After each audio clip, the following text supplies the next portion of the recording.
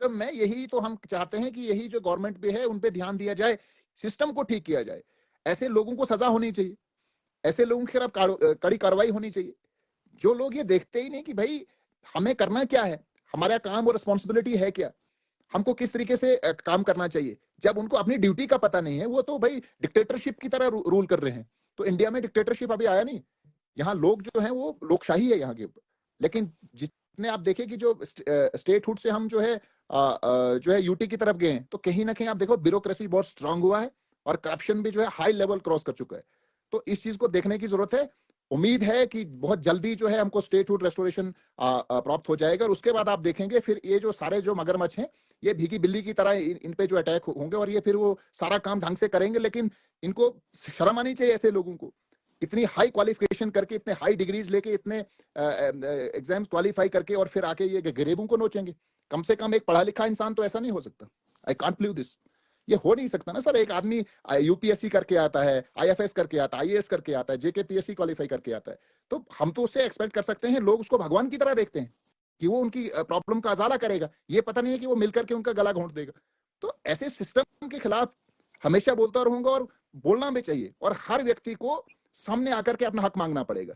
जब लोगों की पावर सामने आती है तो फिर बड़ी बड़ी चीजें बदल जाती। तो सर एक आपके लिए कमेंट आया सर, जिसमें नाजिम राजा साहब इनको लिख रहे हैं कि नहीं सर, आप तो सर आप लोगों का काम क्यों नहीं करवा रहे हैं सर। जब वोट लेने की बारी आती है तो वोट के लिए आप हमारे घरों में भी आते हैं, लोगों तक जाते हैं, लेकिन जब काम करवाने की बारी आती है तो आप तो करवाते नहीं हो। तो ये नाजिम राजा साहब का आखिरी सवाल होगा, उसके बाद में दूसरे मेहमान तक जाएंगे। देखिए, इन्होंने अच्छा कहा है, अगर वोट दिया है तो बिल्कुल उनका हक है बोलना। और काम देखिए, काम होंगे और काम हो भी रहे हैं। एक अभी 100 डेज का समय हुआ है। सरकार 100 दिन के लिए नहीं बनती, 5 साल के लिए बनती है।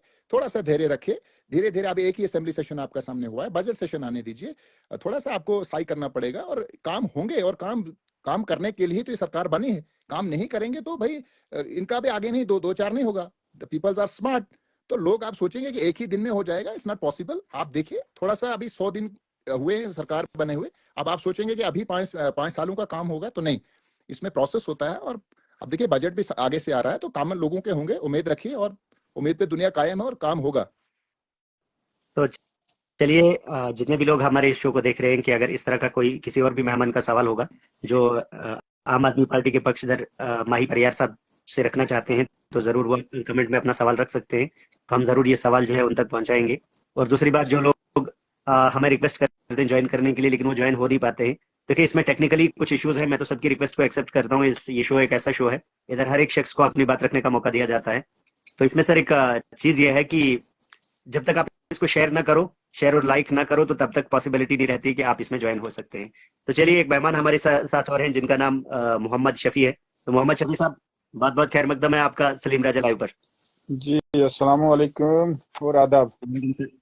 मोहम्मद शफी साहब, आपसे गुजारिश है कि आपने फेस को पूरा कैमरे के सामने लाए और पूरा फ्रेम में आना चाहिए, क्योंकि हमें जो है ये बाकी जो देखने वाले लोग हैं उनको तो क्लियर तीनों फ्रेम क्लियर दिख रहे हैं, लेकिन हमें सिर्फ कंप्लीट नहीं दिख रहा अभी। लेकिन जब ये कंप्लीट हो जाता है शो, उसके बाद में ये ठीक हो जाता है। तो आप तीनों मेहमानों से गुजारिश है कि अपने फेस को पूरा कैमरे के सामने रखें।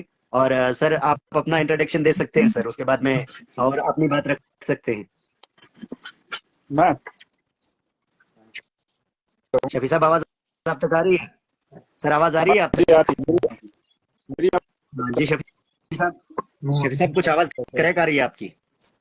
हाँ जी, ना, इसमें फिर भी क्रैक आ रही है। तो शफी साहब, आप कोशिश करें कि एक बार कट करके दोबारा जुड़ें, और थोड़ा सा लोकेशन बदल दें अपनी थोड़ी, क्योंकि कुछ नेटवर्क इश्यूज रहते हैं जिसमें आवाज क्लियर नहीं आती सर। जी अब आ रही है आवाज? हाँ हाँ जी, आप अपना जी सर, आप कंटिन्यू कर सकते हैं सर। अच्छा, नहीं, मेरी गुजारिश यही है, जो ये नरेगा का काम कर रहे थे, कोई बड़े मुद्दे हैं इनके, कोई काम तो कंप्लीट हो रहे हैं, तो पेमेंट तो अभी किसी को नहीं हुई है, ये क्या बात है? चलिए, इसका क्लैरिफिकेशन हम लेंगे। ये जो फारूक अहमद शेख साहब हैं, लेकिन आप तो मुझे लगता है उधर सरा किस पंचायत से हैं आप? मैं टांडना। अच्छा, आप टांडा पंचायत से हैं। तो चलिए, फारूक अहमद डार साहब भी हमारे साथ हैं, इनसे भी ये सवाल पूछे जाएंगे। तो कुछ लोग लिख रहे हैं कि 2018 में एमजी नरेगा के काम किए थे, अब तक मटेरियल का पैसा नहीं मिला, और जी ना जी, ही सीमेंट का पैसा मिला, और जी वही ना मेरी बात। ही कुछ। जी वही बात मेरी भी है। मैंने 18-19 में मैंने एक काम किया है 5 लाख का। मैंने लाख अपना खर्च करके 25 बेड़ियां बेच के मैंने काम किया था। काम अभी भी वो ओके है। अगर कोई टीम आएगा वहां देखने के लिए, कोई टीम भी भेजेंगे, वो अभी भी ओके है वो काम। मगर मुझे भी अफसोस हुआ है, मैंने 25 बेड़ियां बेच के रेत और बजरी सीमेंट लाया था, अभी भी मुझे वो पैसा नहीं दे रहे हैं। तो दूसरी रिक्वेस्ट ये रहेगी मेरी कि अगर आज मेरे को काम एक चल रहा है, वो कंप्लीट भी मैंने किया है, 3-3.5 महीने हो गए मुझे फोटो उठाते, तो अभी काम कंप्लीट हो रहा है, शीटें भी, मेरा काम फाइनल हुआ है, तो अभी भी कार्ड पेमेंट नहीं हो रही है। मीटर की बात छोड़ो, कार्ड पेमेंट नहीं हो रही है। तो दिन को जितने भी मैंने बंदे लगाए वहां पे, वो दिन को इधर जान लगाई है उन्होंने, दिन को 100 बार वो फोन करते बोलते पैसा नहीं है, काम हमने किया है, हम उखाड़ देंगे काम को। तो चलिए इसका क्लैरिफिकेशन हम फारूक अहमद शेख साहब से लेंगे। तो फारूक अहमद शेख साहब, उम्मीद है कि आवाज आप तक पहुंच रही होगी, लेकिन फ्रेम में अभी मुझे कुछ दिख नहीं रहा है, तो आपसे गुजारिश है कि आप पूरा फ्रेम में रहें, कैमरे को पूरा अपने फेस पे रखें। तीसरी गुजारिश ये है मेरी, जो ब्लॉक में मटेरियल का टेंडर जिसने लगाया है, तो वो मटेरियल क्यों नहीं दे रहे हैं? वो हम परेशान उससे हैं कि दूसरा काम एक है, मुझे सीमेंट का है, वो आरसीसी में दीवार एक है, अब कोई 15-20 दिन हो गए, मैंने शीटें निकाली है, पत्थर भी निकाल रहे हैं, मगर मटेरियल मुझे कोई नहीं डाल रहा। मैं अफसोस की बात कर रहा हूँ कि मुझे घर को पूरा खतरा है गिरने का, पूरा खतरा, पीछे से दीवार गिर गई है, तो मटेरियल मुझे डालता ही नहीं कोई। शेख साहब, आपसे हम गुजारिश करते हैं कि आप जो काम आपने किए हैं उसका एक वीडियो बनाइए। आप उस वीडियो में आप उसका खर्चा भी इंक्लूड करें कि इसका कितना खर्चा, कितने दिन वगैरह लगे हैं, और ये कौन सी जगह है, और बेड़े बेचकर आपने जो है मटेरियल लिया है, लेकिन अभी तक आपका पैसा नहीं मिला। तो मैं गुजारिश करूंगा कि आप, मेरा तो व्हाट्सएप नंबर लगभग आपके पास होगा, या मैं इसमें ऐड करूंगा कमेंट में, उसके बाद में आप वो वीडियो बनाकर हम तक पहुंचाएं, तो जरूर हम एडमिनिस्ट्रेशन तक आपकी बात पहुंचाएंगे सर। और दूसरी बात यह है, जो आज का टेंडर जो वेंडर इन्होंने रखे हैं, टेंडर उन्होंने दिया है, वो मटेरियल तो डाल रहे नहीं है, उन्होंने बिना फायदा, उनको क्या फायदा है फिर वो टेंडर देके, अगर वो मटेरियल किसी को डालते ही नहीं है। हमारे पंचायत में किसी ने मटेरियल डाला ही नहीं, हम खुद लाते हैं, तो आप किस पंचायत से बोल रहे हो? ठेकेदार किस लिए बनाया है उन्होंने? हाँ, तो चलिए शफी साहब, आपसे गुजारिश करता हूँ कि आप रुकिए, ये जो फारूक अहमद शेख साहब हैं, इनसे जवाब लेंगे आपके पंचायत का, और आपके इस जो भी आपके मसले होंगे वो जवाब लिए जाएंगे सर। तो फारूक अहमद शेख साहब, बहुत बहुत खैर मकदम है आपका सलीम राजा लाइव को वक्त देने के लिए। जी, अस्सलाम वालेकुम रहमतुल्लाहि बरकातहू। वालेकुम सलाम। सर, ये टांटा पंचायत है कोई आपके कारा में, वहाँ लोग बेड़े बेच कर भी मटेरियल खरीदते हैं, लेकिन बाद में उनको पैसा ही नहीं मिलता, बेड़े बचती है तो ना पैसे। कारा नहीं सर, टांटना गुन्ना ब्लॉक, गुन्ना ये गुन्ना ब्लॉक से। अच्छा, तो चलिए आपका सवाल सर, शफी साहब, आपका सवाल रखा जाएगा, फारूक अहमद डार साहब को आपकी जगह जोड़ेंगे और उनसे ये जवाब लेंगे। जरूर मुझे लगता है कि फारूक अहमद शेख साहब, फारूक अहमद डार साहब हमारे शो को देखते हैं। तो चलिए, आप कुछ और कहना चाहेंगे मोहम्मद शफी साहब? तीसरी बात मेरी ये रही, जो ये राशन का मसला है, थोड़ा आप राशन की बात भी करो कि गरीबों का काम यही है। आप दुकानदारों को थोड़ा, अगर ये राशन देते हैं, ये इनको लिस्ट लगवानी है, क्योंकि जो गरीब दुकानदार के पास जाता है उसको 10 रुपए का चीज तो 20 रुपए में मिल रहा है, उनको गरीबों को बहुत तंगी है। वो भी कि परसों मैंने सुना जम्मू में आटा है 1500 तोड़ा 50 किलो, यहाँ पे वही 2100 मिल रहा है, तो ये तो गरीबों के लिए नाइंसाफी है। तो चलिए, मेरी आवाज जो है आ रही है? आपकी आवाज के भी इश्यूज है, तो मैं तब तक फारूक अहमद साहब के एरिया का ही एक सवाल आया जो फारूक अहमद शेख साहब हैं, तो मैं इनसे उस सवाल की क्लैरिफिकेशन तक लूंगा सर। तो फारूक अहमद शेख साहब, ये चनियास कोई पंचायत है जो लिख रहे हैं कि चनियास पंचायत में कुछ लोग हैं जिन्होंने अरसा 20 सालों से मटेरियल का पैसा हड़प किया है और आज भी करते हैं, तो महाराज मलिक साहब से अपील है कि इनको इंक्वायरी कराई जाए, तो क्या कहेंगे सर आप?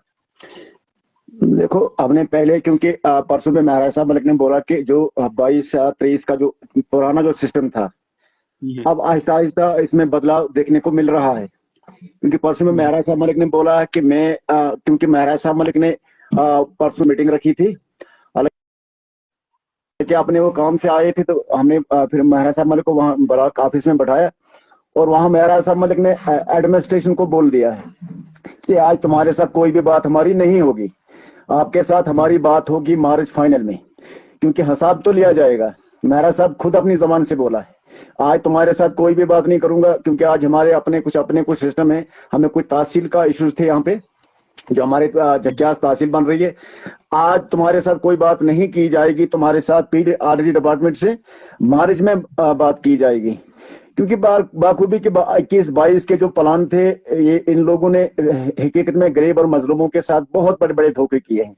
जो ये पुराने वेंडर थे, गरीब और मजलूम को पता ही नहीं था कि मटेरियल बिल होता है या मिस्त्री खाता होता है। यही हमें जब से महाराज साहब मलिक डीडीसी बनी तो तब हमें पता चला कि मटेरियल बिल होता है और मिस्त्री खाता होता है। ये गरीब और मजलूम को पता ही नहीं था। अब बाखूबी मुझे भी ये कंफर्म है कि चनियास पंचायत के अंदर वो हकीकत में बहुत ज्यादा प्रॉब्लम देखने को मिल रही है। लेकिन हमारी ये पूरी कोशिश है कि आहिस्ता आहिस्ता ये मसला सब दुरुस्त होगा, क्योंकि अब मार्च का भी हिसाब लिया जाएगा। मार्च क्योंकि अब बहुत कम टाइम बचा हुआ है, उस टाइम के अंदर हम पूरी कोशिश करेंगे जिसका भी मटेरियल होगा, क्योंकि हम पूरे 1 महीने से कह रहे हैं लोगों से कि जिसने भी मटेरियल डाला है वो एप्लीकेशन लिख के बीडीओ ऑफिस में पहुंचाए, और बीडीओ साहब को जब एप्लीकेशन पहुंचेगी, बीडीओ साहब जो मटेरियल डालेगा, तो जो मटेरियल डालेगा जॉब कार्ड होल्डर्स वो उसी को मिलना चाहिए। क्योंकि महाराज साहब ने भी बताया है, हम भी बार बार बता रहे हैं कि जिसने भी मटेरियल खुद लगाया है अपना, वो अपनी एप्लीकेशन लेके बीडीओ दफ्तर के अंदर बीडीओ साहब के पास एप्लीकेशन देंगे और मटेरियल जो डालेगा उसी को पेमेंट होगी। कि ऐसा नहीं है कि जिसने आज वेंडर बनेगा तो जिसने मटेरियल दिया ही नहीं होगा तो उसका बिल दिया जाएगा। एडमिनिस्ट्रेशन ने भी बोला है कि जो मटेरियल डालेगा, वीडियो साहब ने झक्यास ब्लॉक के अंदर बोला है कि जो भी मटेरियल डालेगा वो मेरे पास एप्लीकेशन देगा तो मैं कार्रवाई विजिट करके खुद देखता हूं कि किसने मटेरियल डाला है किसने नहीं डाला, उसको पेमेंट की जाएगी। ऐसे जैसे पहले हुआ करता था कि मैं वेंडर बनता था तो मैं मटेरियल लोगों को देता ही नहीं था, तब भी मेरा बिल निकाला जाता था। आज हमारी ये कोशिश है कि झक्यास ब्लॉक हो, कारा ब्लॉक हो, जितने भी हमारे ब्लॉक हैं, लेकिन लोगों को भी समझना पड़ेगा। जब तक बच्चा रोता नहीं है तब तक माँ भी उसको दूध नहीं देती है। हर इंसान ने अपना हक लेने के लिए निकलना चाहिए। जिसने भी मटेरियल डाला है, मैं एक ही ब्लॉक की बात नहीं कर रहा हूँ, जितने भी हमारी कॉन्स्टिट्यूंसी अंदर ब्लॉक हैं, जहां भी मटेरियल जॉब कार्ड होल्डर्स खुद लगाएगा तो वो अपनी एप्लीकेशन बीडीओ ऑफिस में लेके जाएगा, बोलेगा मैंने खुद मटेरियल लगाया है, उसको मटेरियल का पैसा और मिस्त्री खाता वाला पैसा जो उसको मिलेगा। जब हम इन्हीं ठेकेदारों को फिर बोलेंगे कि ठेकेदार नहीं देते, क्योंकि आज काफी देर से गरीब और मजलूमों को लूट रहे हैं। अभी भी यही लोग काम कर रहे हैं, लेकिन हमारी पूरी कोशिश है कि इनको रोका जाए। सवालात बहुत है लोगों के, लेकिन अब शो के कुछ असूल्स भी हैं कि 4 मेहमान होते हैं, 4 मेहमानों को थोड़ा थोड़ा सा टाइम दिया जाए।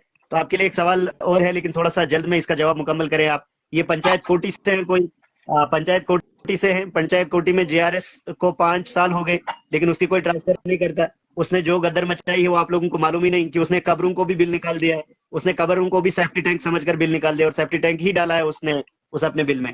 गुजारिश है कि उस शख्स की ट्रांसफर की जानी चाहिए। ये कोटी पंचायत से करे। ये कोटी पंचायत किस जगह, किस ब्लॉक में पड़ती है? ये कोटी पंचायत सर हमारी कॉन्स्टिट्यूंसी से डोडा ईस्ट 52, ये सराज वाली साइड ये कॉन्स्टिट्यूंसी है। ये न्यूज भी मैंने देखी थी, जिसमें कब्र के चारों तरफ से एक छोटा सा सैलेब सा बना था, तो उसको दूर से जियो टैग करके और उसका बिल निकाला गया है। तो ये लोग जीआरएस की बात कर रहे हैं सर। इनको जाना चाहिए, बीडीओ ऑफिस में जाना चाहिए, क्योंकि ये जीआरएस को ट्रांसफर या जीआरएस को बीडीओ साहब ही ट्रांसफर भी कर सकते हैं और मतलब सस्पेंड भी कर सकते हैं। उसके बाद एसडीओ साहब है डोडा, अगर वो लोगों को हरासमेंट कर रहा है, लोगों के साथ ज्यादती करता है, उसके लिए एडमिनिस्ट्रेशन है। लोगों ने तो अपने हक की आवाज उठानी चाहिए। सर इनका ये भी फारूक अहमद शेख साहब, इनका ये कहना है कि सर फिर आप किस लिए, फिर आप पर हम किस लिए उम्मीद रखते हैं, जब हम ही ने जाना है तो फिर आप क्या करेंगे सर? नहीं तो हम भी तो एडमिनिस्ट्रेशन से बात करेंगे, एसडीओ साहब को हम बात करेंगे कि उसको या तो सस्पेंड किया जाना चाहिए या तो वहां से ट्रांसफर किया जाना चाहिए। ये हम भी बात करेंगे, ऐसी बात है। लेकिन माही परियार साहब से इस सवाल की थोड़े सा अच्छी तरह से क्लैरिफिकेशन लेंगे। माही परियार साहब, ये जो कबर को भी सेफ्टी टैंक बनाकर लिखकर, मतलब अपने बिल में सेफ्टी टैंक लिखकर, लेकिन है असल में वो सेफ्टी टैंक नहीं, वो कबर है किसी की, कब्रिस्तान का फोटो उठाकर और बिल निकाला जाता है। तो ये कोई जीआरएस है कोटी पंचायत के। तो सर ऐसी जैसी खबर के बारे में आप क्या कहेंगे सर, माही परियार साहब? देखिए सर, ऐसे लोगों को क्या कहूँ मैं, तो फिलहाल तो ऐसे लोगों को सिस्टम के अंदर रखा हुआ है। खास करके जितने भी वीडियोस हैं उनकी निगरानी में ये होता है। तो खास करके जितने भी जीआरएस हैं, अब हम सबको नहीं कह सकते, लेकिन जो भी इस तरह की हरकत करते हैं उन पे कम से कम कार्रवाई तो होनी चाहिए सर ना। जब तक कार्रवाई नहीं होगी तो सबको पता है क्या कर लेंगे। जब ये लफ्ज सामने आ जाता है, मतलब सिस्टम में उनको डर ही नहीं है। तो जब तक आपको डर नहीं होगा ना, प्रॉपर आपको काम करना पड़ेगा लोगों का। अगर आप खबरों को बख्श दीजिए, अब खबर को तो बख्श दीजिए भाई, आप मांग के ले लीजिए यार। अब खबरों पे भी आप पैसे निकाल के खा जाएंगे तो मतलब क्या कहेंगे फिर? आज के दौर में इतना मीडिया है और सारा कुछ, और सारे लोग इन लोगों के पीछे लगे और फिर भी वो करप्शन कर रहे हैं, तो मैं कहता हूँ फिर कहीं ना कहीं तो हमारे सिस्टम में ही वो दलाली का बना जाता है। जब तो सिस्टम ही दलाली करेगा तो फिर ऐसे लोग तो पैदा होंगे। हमको कम से कम सिस्टम पे ऐसा वार करना चाहिए कि ये लोग जो है खत्म हो जाए, कम से तो कम चलिए, करप्शन वाला लफ्ज तो खत्म हो जाना चाहिए। वसीम राजा साहब ऐड करने के लिए बोल रहे हैं, इनको पहले सलाह दिया था लेकिन ये अपने आप ही शायद शो से निकल गए। यहाँ पे रिक्वेस्ट तो बहुत सारी रहती है, लेकिन उम्मीद रहेगी कि वसीम राजा साहब आप कहीं मत जाइएगा, आपको अपनी बात रखने का पूरा मौका दिया जाएगा। अभी साथ में हमारे साथ है शाहनवाज मीर साहब। शाहनवाज मीर साहब, बहुत बहुत खैर मकदम है आपका सलीम राजा लाइव पर। अस्सलाम वालेकुम जनाब। सलाम। ये आपसे वही सवाल पूछे जाएंगे सर, क्योंकि आप उस एरिया के आते हैं और वहाँ के पब्लिक रिप्रेजेंटेटिव भी आप रहे हैं। तो वहाँ के लोगों के जो इश्यूज हैं, आज किसी का घर गिरा वहां पर, उसकी क्लैरिफिकेशन के लिए आपको आज स्पेशली आपने दावत दी थी सर। सर थोड़ा सा उस घर के बारे में बताएं सर, आप जिनका वो मकान गिर गया। ये सर 2 दिनों से जो मुसलसल बारिशों का जो सिलसिला शुरू हुआ है, इस कारण से जो जमीन इस वक्त खिसक रही है, स्लाइडें आ रही है, इस कारण से जो इस वक्त मकान गिर रहे हैं। और वहाँ पे जो लड़का था वो बहुत गरीब घराने से ताल्लुक रखता है, और उसका वो जो मकान डैमेज हो गया वो फुली डैमेज हो गया है। अब एसडीएम साहब ठाठे और तहसीलदार साहब ठाठे से मुदबाना गुजारिश है इस आपके माध्यम से कि उस बच्चे को अगर रिलीफ मिल जाए ताकि वो अपना आशियाना फिर से बना सके। और लड़का बहुत गरीब है, बहुत मजदूरी करके उसने वो बनाया था, कहीं उत्तराखंड यूपी में चिरान के काम पे मजदूरी करके तो मुश्किल से वो खड़ा किया था। अभी उसमें उसने डेरा भी नहीं लिया था, थोड़ा बहुत सामान डाला था उसमें, उसने अभी जाना था, लेकिन तब तक ऊपर वाले ने उस पर वो बड़ा सितम ढाया। तो ये तनवीर, ये सॉरी मीर साहब, आपसे ये गुजारिश रहेगी कि आपने तो वहां से, खैर हम भी तो देख रहे थे वहां का सारा ही सिस्टम, लेकिन आज वो किस मकान में रह रहे हैं? अभी वो कहीं हमसाये के मकान में रह रहे हैं। तो हमसाए वहां उसके नजदीकी हमसाए जहां पर वो बैठ रहे हैं? हाँ, नजदीकी है, गांव में तो होते हैं पास में काफी मकान, तो इसलिए अभी तक वो उसका चल रहा है। लेकिन अभी कब तक रहेगा उसमें वो, एक क्योंकि सलाइड ज्यादा देर वो किसी। एक सलाइड भी आई थी, वो उस मकान के पीछे से सलाइड आकर वो मकान गिरा कि फाउंडेशन क्रैक हो? हाँ हाँ, वो जो स्लाइड जो आई, जमीन खिसक गई, वहां पे स्लाइड आई, उसी कारण से तो वो डैमेज हुआ ना। एक ही मकान को नुकसान पहुंचा है सर? अभी तक एक ही की रिपोर्ट है। तो कुछ वहां के ये जो जोग्राफिकल कंडीशन वहां की कैसी है सर? नहीं, वो तो ठीक ही है। और कहीं और कुछ खतरे तो नहीं, और कुछ खतरा तो नहीं है वहां पर? नहीं, अभी फिलहाल तो नहीं है। तो जो नुकसान होना था वो तो हो गया। तो 1-2 साल पहले वहां पे एक मकान और गिरा था, लेकिन उसने भी अपनी फाइल बनाई थी रिपोर्ट रिपोर्टें डाल के, लेकिन अभी तक उस बेचारे को भी गवर्नमेंट की तरफ से कोई इमदाद नहीं हुई। उसके अलावा वार्ड नंबर 2 में भी एक मकान गिरा था कुठल में, वो भी फुली डैमेज हो गया था। वहां पे भी मौका हुआ, सब कुछ कागजात फाइल बनी, लेकिन उसको भी अभी तक कोई भी गवर्नमेंट की तरफ से कोई भी इमदाद न मिली। तो शाहनवाज मीर साहब, आप ही के एरिया के ज्यादा इश्यूज आज देखने को मिल रहे हैं। एक शख्स है जिन्होंने हम तक कंप्लेंट पहुंचाई, कहा जनाब हमने 2023 में एक एप्लीकेशन दी थी फॉरेस्ट डिवीजन ऑफिसर भद्रवा को कि एक फॉरेस्ट गार्ड है। हम जब गए थे फॉरेस्ट ऑफिस में गए थे अपनी सैंक्शंस बनाने के लिए, लेकिन वहां से हमें देरी जो होने लगी, जब हमें रोज रोज के चक्कर लगने लगे, तो हम इस फॉरेस्ट गार्ड से मिले। फॉरेस्ट गार्ड ने हमको इंश्योर करवाया कि सर हम जो है आपकी फाइल बनाएंगे, लेकिन शर्त रहेगी 20,000 रुपये देना होगा। 20,000 रुपये दे दिए, ना सैंक्शन बनी, ना उस एप्लीकेशन पर जो उसकी हायर अथॉरिटीज है, ना उन्होंने कोई उस पर देख रेख की। आज तो वो बंदा बेड बेचकर सैंक्शन बनाने जा रहा था। तो आप ये बात सही है। कुछ ये बात सही है। ये शायद 2023 की बात है कि कब वही होगी, रही शायद। तो तो एप्लीकेशन उन्होंने हम तक पहुंचाई थी, हाँ, हमने अपने पेज पर चढ़ाई भी है। उसका मकान जो है शदीद बारिशों में वो क्रैक हो गया था, पुराना था, बोसदा भी हो चुका था, तो उसको मरम्मत करने की उसको जरूरत थी।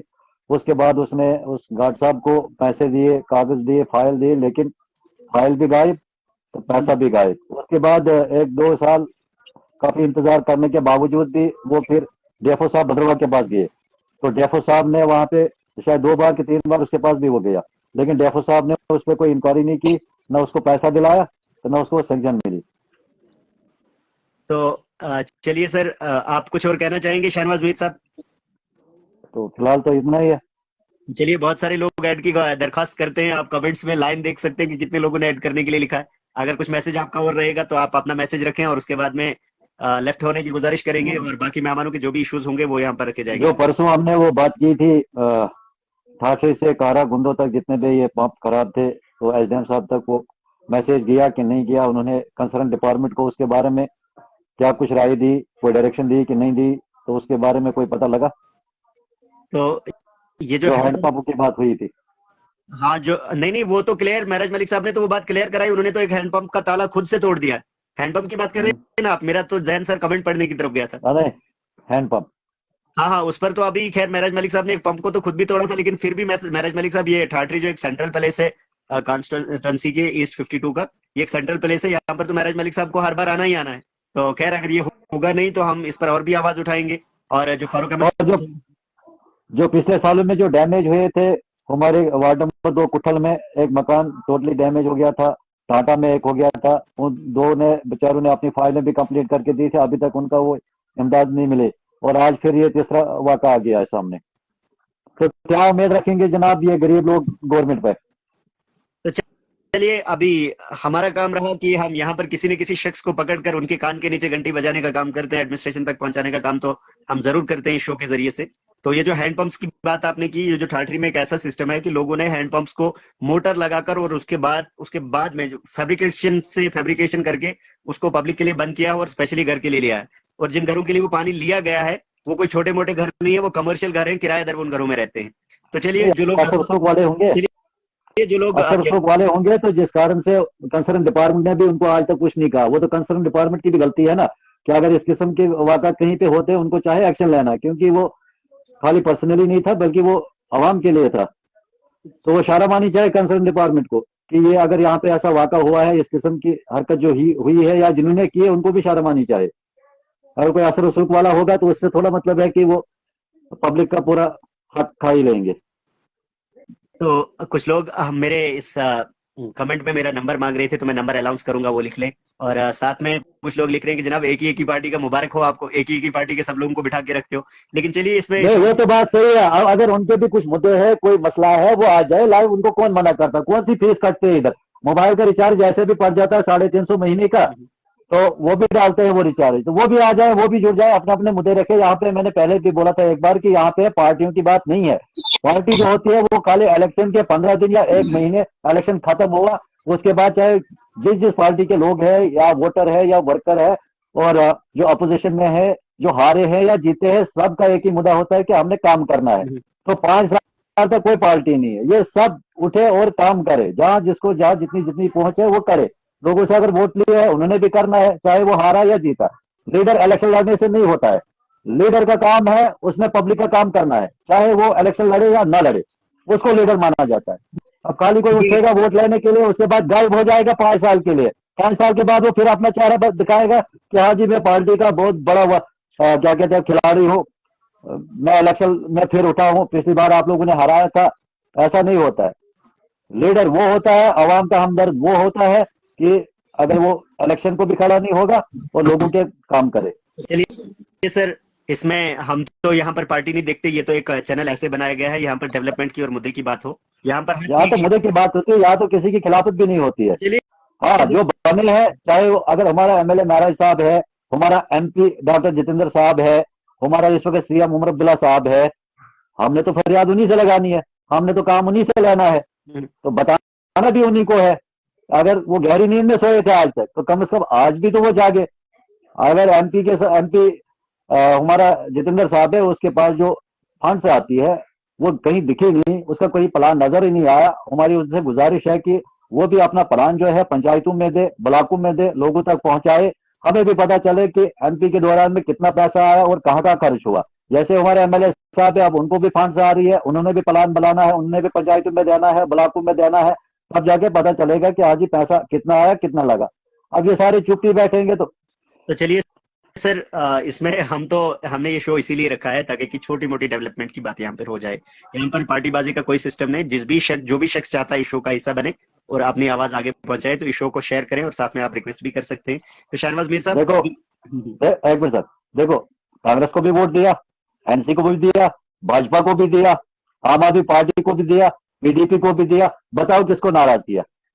सबको वोट दिए हैं, तो सबों ने वोट लिए हैं, तो सबों ने काम करना है ना। तो चलिए सर, आपका कोई आखिरी मैसेज और रहेगा सर मीर साहब? बस सर, थैंक यू, आपका वक्त देने के लिए बहुत बहुत शुक्रिया। तो अभी हम ये जो दूसरे मेहमान हमारे साथ है माही परियार साहब, माही परियार साहब, आप तक आवाज हमारी पहुंच रही है सर? जी। ये जो एमपी प्लान तो कभी देखने को नहीं मिला सर, इस हवाले से आप क्या कहेंगे? सर वही इंतजार है अभी। अब 11वां साल चल रहा है तो कभी ना कभी उम्मीद रख रहे हैं, उम्मीद पे दुनिया कायम है, तो कभी ना कभी तो उम्मीद देख रहे हैं ऊपर। जैसे कभी बारिश नहीं आती ना तो फिर आसमान को देखा जाता है। तो जब इनके भाजपा के लोग बोलना शुरू कर देते हैं कि ये दिया ये दिया, हम परेशान हो जाते हैं, वो दिखता क्यों नहीं है, फिर वो ढूंढना पड़ता है कहाँ है। तो जब कुछ प्लान होगा नहीं तो फिर इनके साथ यही रहता है। तो कम से कम अब उनको भी जाग जाना चाहिए। हमारी स्टेट की इकोनॉमी की जो डेवलपमेंट है उनमें अगर डॉक्टर साहब का भी हाथ हो जाए तो थोड़ा अच्छा रहेगा। तो उनको भी कंट्रीब्यूट करना चाहिए। एक तो यहाँ से बोला जाता है कि पीएमओ ऑफिस में है, फिर वो बहुत काबिल हैं इसलिए उनको वहां रखा गया है। भाई हमें क्या करना है काबिलियत को, हमको डेवलपमेंट चाहिए। इससे बेहतर हम किसी और को ही जिता के भेज देते। तो इंडिया में और भी बहुत काबिल लोग हैं जो पीएमओ के अंदर जो इस इंडिया को चलाते हैं, वो अकेले नहीं है। लेकिन कम से कम हमें वो लीडर चाहिए जो लोगों के लिए काम करे और जम्मू कश्मीर के लोगों की भलाई के लिए जो काम करे, वही मेंबर ऑफ पार्लियामेंट उसको हम एक्सेप्ट करते हैं। अगर उन्होंने अच्छा, अबरार मीर साहब थे जिन्होंने रिक्वेस्ट किया था, हमने उनकी रिक्वेस्ट को एक्सेप्ट किया था वो, लेकिन वो डिक्लाइन हो गई वो रिक्वेस्ट। अबरार मीर साहब से गुजारिश है कि इसका प्रॉपर तरीका है कि आप इसको लाइक और शेयर करें और उसके बाद ही आप शायद ज्वाइन हो सकते हैं, या एक बार इस फेसबुक को अगर किसी के पास फेसबुक अपडेट ना हो तो वो भी इशू बन सकता है, और साथ में अगर पेज को फॉलो भी ना किया हो तो वो भी इशू रहते हैं जुड़ने के। तो परियार साहब, जिस तरह महराज मलिक साहब को तो 4 ही महीने हुए और प्लान की इतनी भरमार, लोगों से कह रहे हैं जनाब प्लान लाइए, हम आपका अप्रूवल दे देंगे, और इस तरह एमपीज के भी प्लान होते हैं क्या? अगर है तो वो लगे कहाँ सर? अगर आपको कुछ मालूम हो तो आप बताएं जरा हमारे सर व्यूअर्स को। कहीं नहीं लगे वो। देखिए सर, अगर मैं कहता हूँ कि दिल्ली में सड़क बनेगी तो ये बिल फाड़ेंगे जम्मू कश्मीर के आके मेरे गांव में, मेरी पंचायत में। सर हिंदुस्तान का गांव का देश है, तो गांव में उन्होंने क्या इन्वेस्ट किया? गांव तो पूछ रहा है ना उनसे कि हिंदुस्तान के जो ये जम्मू कश्मीर के जो गांव है तो उनमें क्या रोल रहा उनका? खाली वोट लिया उन्होंने। हमको वो चीज दिख नहीं रही है ग्राउंड के ऊपर। अगर एक मेंबर ऑफ पार्लियामेंट जो है वो इस तरह के लगातार ये तीसरी बार जीत के गए हैं, वो 3rd टाइम, तो बहुत बहुत ज्यादा टेन्योर होता है। और सेंटर में, और वो भी गवर्नमेंट के अंदर है, और वो भी पीएमओ ऑफिस में बैठ करके अगर वो नहीं कर पा रहे हैं तो इट्स अ कंप्लीट फेलियर है उनका। और ऐसे लीडर्स मैं कहता हूँ पता नहीं अब आगे क्या करेंगे लोग, लेकिन लोगों को भी सोच लेना चाहिए कि एक टेन्योर बहुत होता है। जब नहीं हुआ तो आप चेंज कर सकते हैं। लगातार आप एक ही गाड़ी पे सवारी कर रहे हैं जो चल नहीं रही है, तो उसको चलाने का फायदा भी नहीं होता है। देखिए जो लोगों के लिए काम नहीं करेगा सर, बार बार हम उनको क्यों जिताएं? इंपॉर्टेंट ये रहता है कि जो लोगों के लिए आपका मतलब है कि इम्पोर्टेंट है। आपका मतलब है कि डॉक्टर साहब एक गाड़ी की तरह है जो चल नहीं पाती है, उनको क्या आप क्या उनको और एक्स्ट्रा टायर लगाने की जरूरत है कोई? क्या वोट के टायर्स की बात कर रहे हो सर? सर आवाज कट के आ रही है। मेरा मतलब है कि आपने कहा कि डॉक्टर साहब जतेंद्र सर जो है वो भी एक गाड़ी की तरह है, अगर वो चल नहीं पाते तो उनको टायर एक्स्ट्रा टायर वोट के नहीं दिए जाने चाहिए। आवाज आ रही है आपको? तो चलिए तब तक दूसरे मेहमान को मौका देंगे। जो हमारे साथ दूसरे मेहमान है फारूक अहमद डार साहब। फारूक अहमद डार साहब, बहुत बहुत खैर मकदम है आपका, और बहुत बहुत शुक्रिया आपका वक्त देने के लिए। जी आपका भी बहुत बहुत शुक्रिया। तमाम साथियों को जो पैनलिस्ट हैं मेरी तरफ से आदाब व अस्सलाम वालेकुम। फारूक साहब, आपके एरिया से कुछ लोग आए थे जिन्होंने ये कहा जनाब हमने 2017, 2021, 22, 23 बेड़े बेचकर हमने काम जो लिया था तो बेड़े बेचकर मटेरियल लिया, आज भी जो काम कर रहे हैं हमने पूरा काम कंप्लीट कर दिया, लेकिन फिर भी हमें पैसा नहीं मिलता, ना भेड़ तो ना पैसा, ना भेड़ बची तो ना पैसा मिला। तो मोहम्मद शफी साहब थे कोई जो आप ही के एरिया से आते हैं, तो सर क्या कहेंगे आप? उनको भेड़ रखना जरूरी था कि ये पैसा लेना जरूरी? बहरहाल भेड़ बेच के अगर इन्होंने काम किया था तो इस नजरिए से किया था कि हम थोड़ा सा ज्यादा कुछ यानी कमाई कर पाए ताकि अपने जो मजबूरियां हैं उनका हल कर सकें, उनको हल कर सकें। देखिए इंसान जो उम्मीद पर जो है तमाम दुनिया कायम है, तो मैं तो यही कहना चाहूंगा कि देखिए अगर महराज मलिक के दौर का पैसा फंसा है तो चलो हम कम से कम ये कह सकते हैं कि महराज मलिक साहब जो हैं हमारे साथ आज काम करने में कोई कोताही कर रहे हैं, ऐसी कोई बात नहीं। देखिए पिछला दौर जितना भी गुजरा है उसके बदले में ही आपने महराज मलिक को सपोर्ट किया है।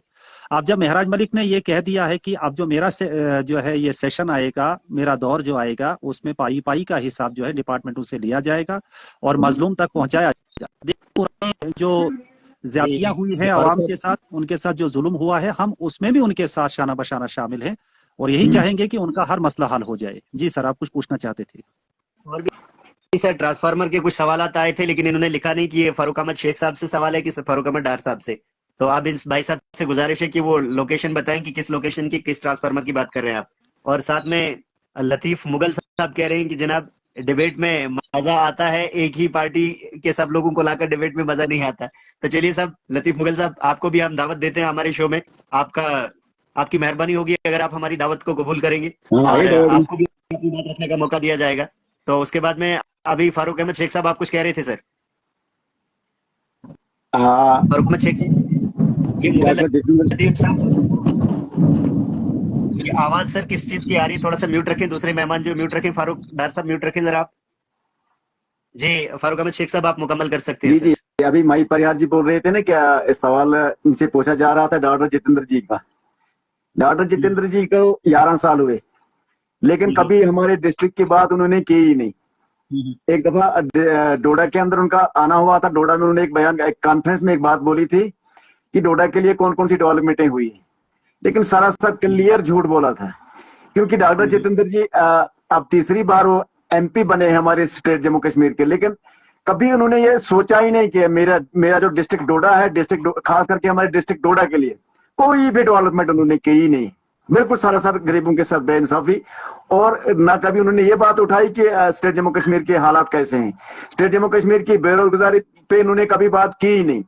जितनी भी भाजपा सरकार, भारतीय जनता पार्टी सेंटर से लेकर इनके एमपी कोई बात नहीं की हमारे डिस्ट्रिक्ट के बारे में।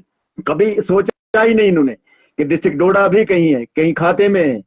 क्योंकि कहीं ना कहीं मजहब की बुनियाद पे इन्होंने वोट लिया, मजहब की सियासत करके इन्होंने वोट लिया। और लोगों को इस वक्त हमारे डिस्ट्रिक्ट डोडा या स्टेट जम्मू कश्मीर के लोग परेशानी के हालात के अंदर हैं।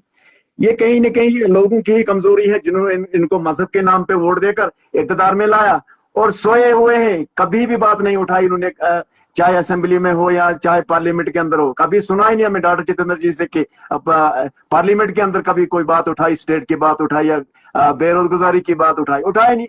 इनको नशा है कुर्सी का, बस कुर्सी इन्होंने संभाल ली। फारूक अहमद शेख साहब, बेरोजगारी की बात तो खैर याद नहीं मुझे, लेकिन ये जरूर कहा था कि जो डेली वेजर्स हैं वो पाप की घंटी है। बिल्कुल बताया था, किया ही नहीं कभी इन्होंने। अब हमारी स्टेट जम्मू कश्मीर के जो लोग हैं, जो इनको मजहब के नाम पे वोट देकर इक़्तिदार में लाते हैं और पार्लियामेंट के लिए भेज देते हैं, ये कहीं ना कहीं लोगों की कमजोरी है। क्योंकि मजहब के नाम पे ये सियासत करते हैं और मजहब के नाम पे सियासत हो रही है 15 साल से लेकर आज तक। सिर्फ सियासत के मतलब मजहब के नाम पे मंदिर मस्जिद की बात, और हिंदू गरीब और मजलूम और बेरोजगार पढ़ा लिखा नौजवान स्टेट जम्मू कश्मीर के दर दर की ठोकरें खा रहा है। ये इनकी देन है, ये भारतीय जनता पार्टी की देन है। और डॉक्टर जितेंद्र जी की बहुत बड़ी कमजोरी है कि स्टेट जम्मू कश्मीर की बात उन्होंने कभी पार्लियामेंट के अंदर उठाई ही नहीं कि मेरे स्टेट जम्मू कश्मीर के अंदर पढ़ा लिखा नौजवान बेरोजगार। जो नए मेहमान हमारे साथ जुड़े, गुलाम मोहम्मद मौलाना, आप थोड़ा सा म्यूट रखें इसको। जब आपकी तरफ आएंगे तो आप फिर उस वक्त अनम्यूट रख सकते हैं, क्योंकि आवाज डबल हो रही है। तो इसके बाद में सर अभी फारूक अहमद शेख साहब आपको थोड़ा सा रोकना चाहूंगा सर। ये जो फारूक अहमद डार साहब है, इनके लिए सवाल था कि बगला पंचायत है जहां पर 4 साल में ट्रांसफार्मर तो मिला है लेकिन जनरल लाइन नहीं लगी है। फारूक अहमद डार साहब अगर कुछ मालूम हो तो क्लैरिफाई करा दो सर। जनाब, परसों भी हमने जब एमएलए साहब ने यहाँ डोडा में कहा कि प्लान बनाना है, तो प्लान के अंदर हमने घाट और दाली उद्यानपुर जो ब्लॉक है इसमें 25 नए ट्रांसफार्मर जो है वो दे दिए हैं, यानी प्लान के अंदर डाल दिए हैं। और वो नए ही वहां पे लगाए जाएंगे, उनके साथ पोल भी है, तार भी, सब कुछ है। अगर कोई पिछला, मैं यही कहना चाहूंगा आपको कि पिछला अगर 4 साल पहले आपने ट्रांसफार्मर लिया है, जिसने वो दिया था तब से 4 साल के दौरान उससे ये नहीं पूछा गया, ट्रांसफार्मर तो आपने दिया तो लेकिन वो सिर्फ देखने के लिए रहा, यानी चलाया नहीं गया। यानी उन लोगों ने क्या किया था कि बस दे दिया कहीं सीडीएफ में से, या चाहे वो बीडीसी होता या डीडीसी होता, या क्योंकि यही 2 पोस्टें यहाँ पे थी, यही 2 लीडर यहाँ पे थे जो अपनी जो उनकी फंड्स हुआ करती थी उसमें से दिया होगा। लेकिन आज की डेट में हमने जो प्लान बनाया है, हमने हर पंचायत के अंदर 30-30 पोल भी रखे हैं, सब कुछ रखा है। लेकिन इट विल टेक टाइम, कम से कम नया जो 25-26 जी 25-26 का जो सेशन है, हालांकि हम ये कहना चाहेंगे आवाम को, कंस्टिट्यूएंसी के आवाम को, कि हमारे यहाँ जो है करीबन 17,000 पोल नए आने वाले हैं और वो इन्हीं 4-5 महीनों के अंदर जो है वो लगाए जाएंगे। तो पूरी जो मतलब कमी है लोगों को महसूस हो रही है वो सब दूर की जाएगी इंशाल्लाह। थोड़ा सा इंतजार करें आप, क्योंकि आते ही अभी 3 ही महीने हमें हुए हैं, 3 ही महीनों के अंदर हम तो उतना काम नहीं कर पाएंगे। और फिर भी 5 साल हमने एमएलए जो चुने गए हैं, 5 साल का वक्त उनके पास है, तो वो टाइम टू टाइम जो है काम किए जाएंगे इंशाल्लाह। वहां जनरल लाइन लग जाएगी, ये कोई बड़ी बात नहीं है। विद इन 1 मंथ 2 मंथ जो है हम उसको इंस्टॉल कर देंगे, उस ट्रांसफार्मर को भी फंक्शनलाइज कर देंगे जनाब। सर इसका जो है मुझे नहीं लगा कि ये जो शख्स थे जो कह रहे थे जनाब मैंने भेड़ बेचकर जो है, हाँ सॉरी एक चीज बोलना भूल गया, मैंने सदीक साहब की रिक्वेस्ट को भी एक्सेप्ट किया था, बड़े लोगों की रिक्वेस्ट को एक्सेप्ट किया था, लेकिन उनसे गुजारिश है कि इसको शेयर करें, उसके बाद ही आप जुड़ सकते हैं, क्योंकि यहाँ रिक्वेस्ट डिक्लाइन होती है। अभी इशफाक साहब की रिक्वेस्ट है, आप चाहेंगे कि इनको भी अपने शो का हिस्सा बनाएं। तो हाँ सर, आपसे ये सवाल था उस मेहमान का जो मोहम्मद शफी साहब है, तो उन्होंने आज भी काम किया है, काम मुकम्मल हो चुका है, लेकिन मटेरियल भी उनके पास है। आज भी उन्होंने वही सिस्टम किया है सर। देखिए, अभी कुछ नहीं हुआ है। मैं ये शफी साहब को ये कहना चाहूंगा कि देखिए, इस बार जो आपने काम किया हुआ है, आपके सिर्फ जॉब कार्ड पेमेंट आपको हो गई है, भले ही आपके अकाउंट में नहीं पहुंची है, लेकिन पोर्टल के ऊपर जो एक सिस्टम है, एक तरीकाकार जो है, अब नए दौर में नया तरीका है, इसमें उनके अकाउंट में जो है वो पैसा जो है सिस्टम में डाल दिया गया होगा और वो एक लाइन के अंदर लग गया होगा। जो ही सेंट्रल गवर्नमेंट से जो है नरेगा अकाउंट के अंदर यानी जम्मू कश्मीर के अंदर पैसा आएगा, वो हर एक अकाउंट में जो है वो ना ऑटोमेटिकली पैसा जाएगा। रहा एक कंपोनेंट नरेगा का कि वो जॉब कार्ड होल्डर्स की जो पेमेंट है, एफटीओज, वो बना दिए गए हैं। इसके बाद जो स्किल्ड और मटेरियल का मामला है, वो देखिए स्किल्ड और मटेरियल की इस साल की अभी कोई पेमेंट नहीं आई है। और उनका अभी देखिए सलीम साहब, उसमें क्या किया जाता है कि जिस तरह ये जॉब कार्ड होल्डर्स की डिमांड लगती है, ठीक इसी तरीके से जो इनके स्किल्ड पर्सन होंगे उनकी भी जो है डिमांड लगी होगी, लेकिन स्किल्ड और मटेरियल का पैसा जो है वो अलहदा आता है। लेकिन फर्स्ट जो प्रायोरिटी दी जाती है गवर्नमेंट ऑफ इंडिया की तरफ से कि जॉब कार्ड होल्डर का पैसा ना रुके, ना रुकने पाए। यानी हर 7 दिन की डिमांड होगी, 7 दिन का पैसा यूं ही वो शीट्स जनरेट किए जाते हैं, ईएमवी उसकी बनाई जाती, यानी किसी भी तरीके से जिन भी स्टेजेस से उसको गुजरना होता है, गुजर के उनके अकाउंट्स में जो है वो पैसा डाल दिया जाता है। जो बाकी 2 कंपोनेंट्स हैं, मटेरियल वो अपलोड किया जाता है, स्किल्ड मिस्त्री वगैरह उनको अपलोड किया जाता है, वो पैसा भी जो है वो टाइम स्टेज बाय स्टेज जो है वो आता है। अब इस बार का इस सेशन का 24-25 का तो पूरे हिंदुस्तान में अभी 1 रुपया मटेरियल का किसी को नहीं मिला होगा, ना स्किल्ड का। तो शफी साहब को कहाँ जो है अभी मिलता, लेकिन जो ही मिलना शुरू हो जाएगा तो इनका भी जो है वो सिस्टम के तहत इनको भी पहुंच जाएगा, पूरे हिंदुस्तान में पहुंच जाएगा, ऐसी कोई बात नहीं। यहाँ अब इस बार ये स्पेशली पैकेज नहीं है, ये एक ऐसा सिस्टम बनाया गया है कि यहाँ ना सिफारिश की जरूरत है, ना अप्रोच की जरूरत है। अब की बार बिल भी ऑटोमेटिकली बन जाएंगे, क्योंकि बिल बना के जॉब कार्ड होल्डर्स को जो है वो पेमेंट की जाएगी। जो ही सेशन कंप्लीट हो जाएगा, बिल तमाम ऑटोमेटिकली कंप्लीट हो जाएंगे। जी सर। अच्छा, कोई मागरे यासीन साहब है, वो खुद ही इनको लिख रहे हैं शायद कि सर आप 25 मार्च के बाद इसके मटेरियल की बात करें। तो चलिए, अब शो का वक्त भी लगभग खत्म हो गया। अभी हमारे साथ 2 मेहमान है जो अभी तक जिनकी रिक्वेस्ट को 1-2 बार एक्सेप्ट किया, लेकिन प्रोसेस से वो जुड़ नहीं, यानी कि प्रोसेस से वो उन्होंने रिक्वेस्ट नहीं की थी, तभी वो जुड़ नहीं पाए थे। तो अभी हमारे साथ जो दूसरे मेहमान है इशफाक साहब, इशफाक अहमद साहब, बहुत बहुत खैर मकदम है आपका सलीम राजा लाइव पर। शुक्रिया सभी साथियों को मेरी तरफ से सलाम व आदाब। सर, मैं आपको रिक्वेस्ट कर रहा था क्योंकि आज बहुत ही इम्पोर्टेंट बात मैंने कहनी है आपके माध्यम से। जी जी। हमारे सर जो 2011 की सेंस में सर राशन कार्ड का जो था सर मसला, मैं सर मतलब उस टाइम घर में जो हमारे वालिद साहब थे उनके साथ मेरा राशन कार्ड चल रहा था, उन्हीं का राशन कार्ड था, राशन मुझे भी मिलती थी। तो जब मैं अलग हुआ सर, मैंने अपना राशन कार्ड अलग बना मेरा। तो उसके बाद वो राशन कार्ड मेरा 3-4 साल मुझे लगातार राशन मिल रही थी, और राशन कभी नहीं था ज्यादा इम्पोर्टेंट था कि अपने डॉक्यूमेंट्स के लिए लगता है, कहीं भी किसी कागज में भी राशन कार्ड जरूरी है। तो आज के दौर में जो टेसू कहा रहा है, उसने वो मेरा राशन कार्ड जो है काट दिया उसने। तो अब सर मैंने उसको फोन तो किया सर, मैंने बोलने लगा नहीं भाई ये ऊपर से ही काटे हैं। मैंने बोला ऊपर से किसने काटे, सब आपके हाथ में, आपने ये काम किया है।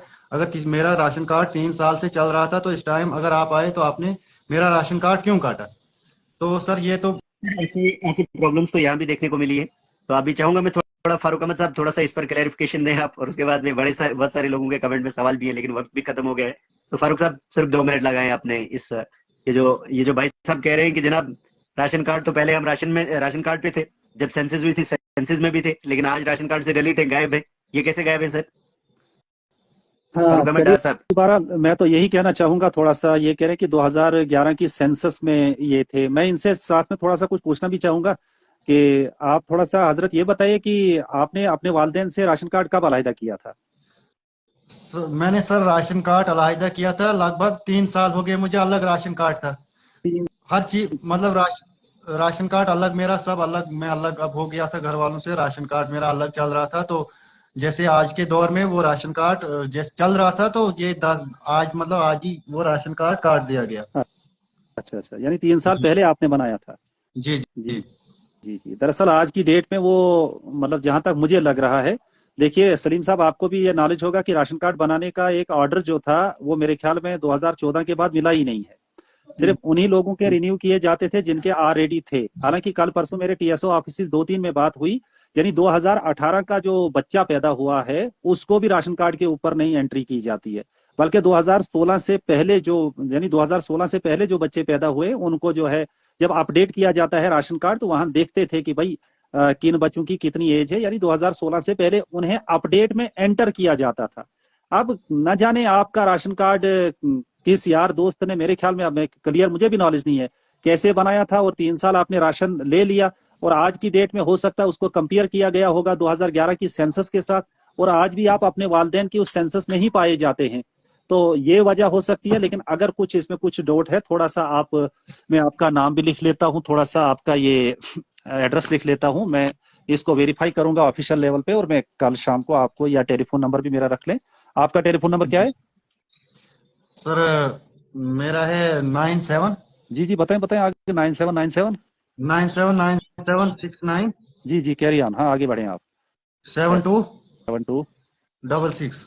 66। आपका नाम? अशफाक।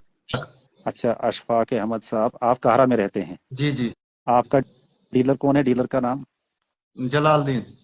अच्छा, बस सर कोई बात नहीं, हम इस पर तहकीकात करके आपको बता देंगे। ठीक है, इसमें कहीं ना कहीं प्रोसेस ये है, ये मेरे साथ भी हुआ और हाँ। मैंने भी अब यही प्रोसेस अपनाया। ये पहले एपीएल देते हैं और कह रहे हैं कि भाई अब सर्वे होने वाली, तो अब जल्दी से इसका बीपीएल करेंगे। तो शायद एपीएल जो है आज भी इनको मिल सकता है। अच्छा, मतलब एपीएल आज भी मिल सकता, लेकिन जब 3 साल पहले मिला था तो आज नहीं काटना था ना कि नहीं? तो अब क्या पता किस कारण से काटे हुए हैं। आपने ठाठरी में एक शोर भी देखा होगा कि जिसमें काफी जो है शोरगुल हुआ था टीएसओ के से। हाँ, और वही टीएसओ इधर भी है, शायद कारा में भी वही टीएसओ है जिसके साथ वो शोर हंगामा हुआ था वहाँ।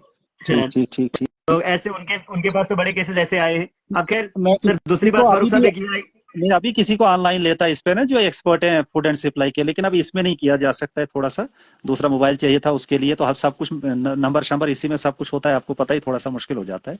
लेकिन मैं इसको कल के लिए वेरीफाई कर लूंगा, इंशाल्लाह इनको बता देंगे। ठीक है जनाब। तो चलिए, मैं चाहूंगा कि अभी उनका सवाल मुकम्मल हुआ, वो अभी लेफ्ट भी हो सकते हैं, जो बाकी मेहमान हैं उनको थोड़ा सा मौका देंगे और उसके बाद में शो को बंद करेंगे। फारूक साहब, एक आखिरी सवाल आपसे रहेगा सर।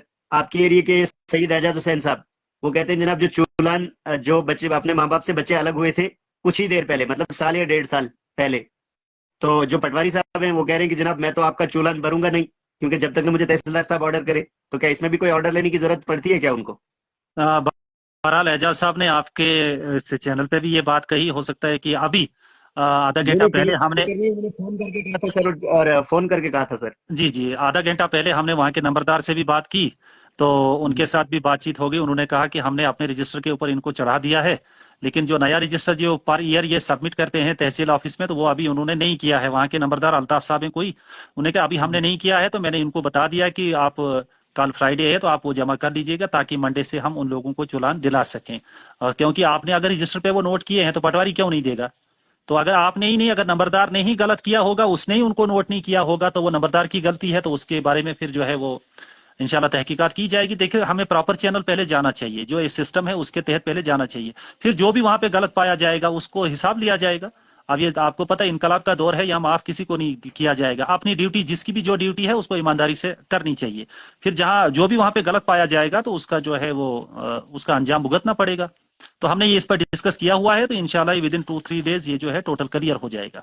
अगर फिर तहसीलदार को भी कहना पड़ेगा, पटवारी को भी सबको बता दें। जी, मुगल लतीफ साहब लिख रहे हैं कि जनाब शादी के बाद चुलाना मिलेगा, लेकिन ये तो शादी की बात कर रहे हैं हम सर। मुगल लतीफ साहब को मैं कहना चाहूंगा कि जो शादी के बाद ही बच्चे अलग होते हैं, तो उन्होंने जो बात रखी है वो जो शादी के बाद जो अलहदा हुए हैं उनकी बात की है सर। तो चलिए, मुगल लतीफ साहब को, इनको तो हमने दावत भी दी थी शो में जुड़ने की, लेकिन ये हमारी दावत को कबूल नहीं करते, लेकिन हमारे शो को डे 1 से फॉलो करते हैं। मुझे नहीं लगता कि हमारे शो का एक भी एपिसोड इन्होंने छोड़ा होगा देखने के बगैर। तो चलिए, अभी हमारे साथ जो सर फारूक साहब, आपके लिए एक और था जी, मंजूर अहमद का कमेंट पढ़िए और इनका जो नंबर कमेंट में एक्सचेंज कीजिए। इनका भी कुछ राशन कार्ड का कुछ यही मसला है, तो नंबर एक्सचेंज करके इनका भी मसला देख लें जरा, मेहरबानी होगी। तो अब दूसरे मेहमान हमारे साथ है सरपंच सदीक साहब।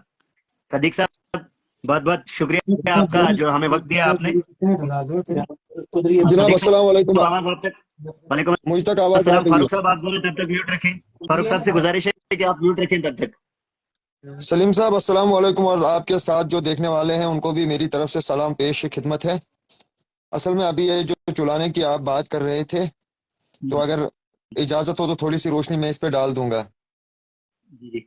असल में मुझे उतना पता भी नहीं, लेकिन चलो जितना हमारे तक ये नॉलेज है, इल्म है, हम चाहते हैं कि आप बाकी लोगों तक भी ये शेयर हो।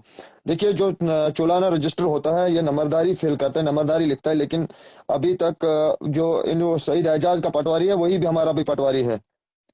मेरी आवाज आ रही है? जी बिल्कुल सर, क्लियर आ रही है आवाज। हाँ, वही हमारा भी पटवारी। असल में देखिए, मैं इस वक्त जो लोग इस वक्त चुलाना ढूंढ रहे हैं वो इसलिए ढूंढ रहे हैं ताकि ये जो मकानों की इस वक्त आईडीज वगैरह बन रही है इसके लिए।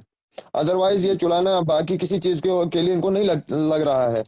लेकिन ये 31 दिसंबर को शायद ऑर्डर निकला था हर नंबरदार को कि आप वेरीफाई करें कि कौन कौन बंदा अलहदा है और उसका वो चुलाना नंबर वगैरह अपने रजिस्टर में फिल करें।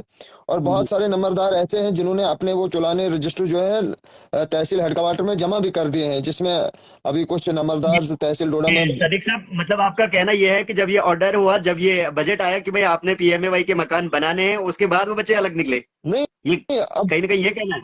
नहीं, देखिए एक चीज है, अगर अगर देखा जाएगा इस वक्त, अगर देखा जाएगा बहुत सारे लोग ऐसे हैं, बहुत सारे लोग ऐसे हैं जो शादीशुदा होते हैं, जो शादीशुदा है, लेकिन लेकिन अपने माँ बाप के साथ ही वो सेटल्ड होते हैं, लेकिन कागजों में वो क्या करते हैं कि पटवारियों या नंबरदार के साथ मिलजुल के वो वहां पे रजिस्टर में अपना नाम वो लिखवाते हैं कि हम अलहदा हैं। मतलब बहुत सारी कागज में, जैसे जॉब कार्ड के लिए आपका चुलाना लगता है या कहीं इस वक्त पीएमए। इसलिए हर नंबरदार को पटवारियों ने स्ट्रिक्ट ऑर्डर किया है कि आप जाइए और मौके पे देखिए कि कौन अलहदा है, कौन सही है, कौन नहीं। अब वो अदरवाइज बात है, वो नंबरदार वहां पे जा रहे हैं कि नहीं जा रहे हैं। तो कहने का मुद्दा यह है कि वो जो वहां के नंबरदार हैं उसको भी वही ऑर्डर फॉलो करना है कि हाँ जनाब, वो आप रजिस्टर जमा, जब आपका रजिस्टर जमा होगा, जब आप नंबरदारी वो जो चुलाना 7 रुपए आप पर हेड जमा कर, यानी पर हेड नहीं पर फैमिली जमा करते हो 7 रुपए के हिसाब से, जब वो तहसील के नाजिर के पास जमा होगा, वो इशूड होगा वहां से रजिस्टर, उसके बाद पटवारी जो है वो ऑनलाइन आप अप्लाई करेंगे और पटवारी आपको वो नंबर इशू करेगा। अदरवाइज ऐसे तो नहीं हो सकता है। देखिए, वहाँ कानून जो है, कानून सबके लिए एक जैसा ही होता है। आपने मेरी तो बात, चलिए, आप मेरी बात जी जी समझे?